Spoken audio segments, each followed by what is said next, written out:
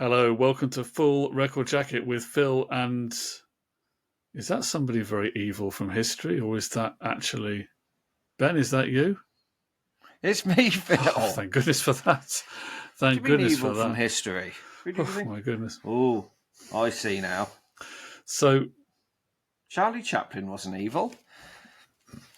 now we are looking at this particular album that you've got there, which you bought the other day, which I brought this up. I've not really heard, but this is Chrissie Hynde. As it says on the front there, Chrissie Hynde sings Bob Dylan. This is her lockdown album. It is a lockdown album, yeah. So yeah, the lead Pretender did this solo album, and And on almost arranged marriage to Sid Vicious in order to get a UK visa, she's certainly a allegedly. total rock star. Child with Ray Yeah. Davis, near marriage to Sid Vicious, marriage to Jim Kerr, I think. She was married to Jim Kerr or in a long-term relationship with him, yeah. But yeah, I mean, I've always liked a lot of the Pretenders records. I like Chrissie Hynde as a rock star. I like her voice. I like her vocal style. So I'm not a super fan, but I've always liked Yeah, her. I don't mind her. If I hear a Pretenders song, I'm like that. Yeah, it's all right. Yeah. But I bought this to appease you. I didn't. I bought it So, because any particular reason why you bought this? not really. But one of the reasons was because I thought, it'd be interesting. God, that evil guy's back. Because she could have taken the easy route out with this album and covered, like Blowing in the Wind, Hurricane, or all these sort of tracks. But she didn't. She's gone for the ballady sort of These are lesser known Dylan songs. these are gems. I mean, the Dylan faithful would regard those as top notch songs. Most of those, but they're not Yeah. necessarily known to the wider public. So, what do you think? Yeah, it was okay. The one thing I'd say is that Bob Dylan's another artist you don't really appreciate or get into till you're in your mid-30s, unless you've got old ears.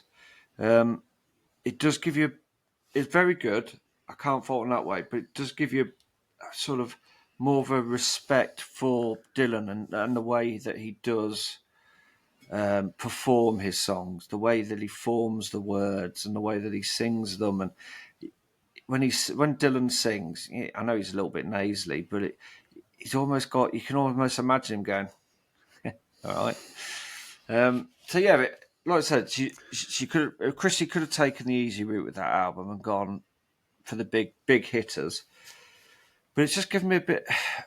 It's been a bit counterintuitive in a way because it's given me more respect for Dylan because I think he does. I know this sounds odd, but he does Dylan songs how they should be done, and I know this gives a different perspective on it and a different slant. And there are Dylan covers that I really enjoy. I'm not saying I didn't enjoy any of these, but like a Rolling Stone off the Rolling Stone Stripped album, All Along the Watchtower. There's been people covered it, but it's listening to all them and listening to this probably made me think, oh, do you know what? The way that Dylan does them, that's how it should be.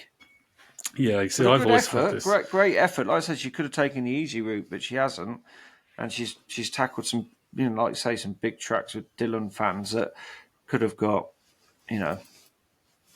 heads left on a doorstep and all that sort of stuff. So, Well, she's clearly a big fan, knowing all those songs yeah. and doing those ones. But I'd be interested to hear it because she's done Every Grain of Sand, which has already been done pretty well by Emmylou Harris. It's the last. I mean, track. a lot of these have been. What else is? Shove that a little bit closer to the camera. Could you look at what these are? So we got In the Summertime. That's a rare one off Shot of Love. You're a Big Girl Now, a bit better known because that's on Blood on the Track. Standing in the Doorway, it's Time Out of Mind. It's a 90s one. Sweet I Like You from Infidels. Blind Willie McTell, which of course is the great Lost Dylan song, which is the one that he didn't release in 83, but is legendary. Came out on the bootleg series. Love Minus Zero, 60s one. Don't Fall Apart on Me Tonight. So a lot of songs from the Infidels period. Tomorrow is a Long Time, which Elvis Presley recorded, and I really like the Presley version of that, which is like a sort of a mellow country kind of version, and Every Grain of Sand, which I mentioned. So yeah, great. Amazing selection of tracks there, top-notch Dylan songs there. Yeah. But yeah, I also agree. I mean, I am obviously a big Dylan fan, have been a long time, and I do think there are some great versions of his songs that have been done by various people, and a lot of them that I do enjoy. But I can't think that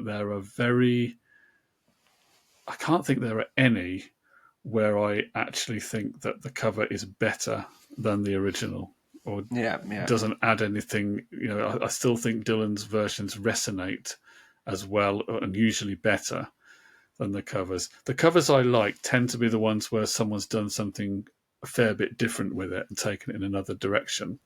Like Mike Flowers Pop did with Wonderwall. Kind of like that. Well, if you think of what the Byrds did with Mr. Tambourine Man, and what the Byrds did with others as well, they did it with All I Really Want to Do and My Back Pages. They did the Jingle Jangle 60s guitar band versions of those songs and turned them into sort of 3-minute pop songs. And they work really well, but they don't necessarily have the depth of the original. Like Mr. Tambourine Man, it's only really a fraction of the song. But it's nice and tuneful, and I enjoy it, but I don't think it's a replacement for the Dylan version. And I could say that about a lot of them. I mean, many people will pick as the best Dylan cover Jimi Hendrix, All Along the Watchtower. And I agree that is a great rock record. But also, when you listen to the original, you kind of have to hear the original as part of the John Wesley Harding album, because all those songs are it's a really weird album. It's a kind of it's not really country, it's not really totally folk, and it's got a lot of these sort of weird songs with characters that could have come from biblical times, and it's all very odd. And it's quite a unique album in the Dylan catalogue. And there's something about the atmosphere of his version of All Along the Watchtower that is unique. But Bob Dylan himself loved the Jimi Hendrix version and felt he'd taken it somewhere else. And he also sort of does his own tribute to the Jimi Hendrix version, and has done for many years. When he's played it live, he's done it more like Jimi Hendrix than his original.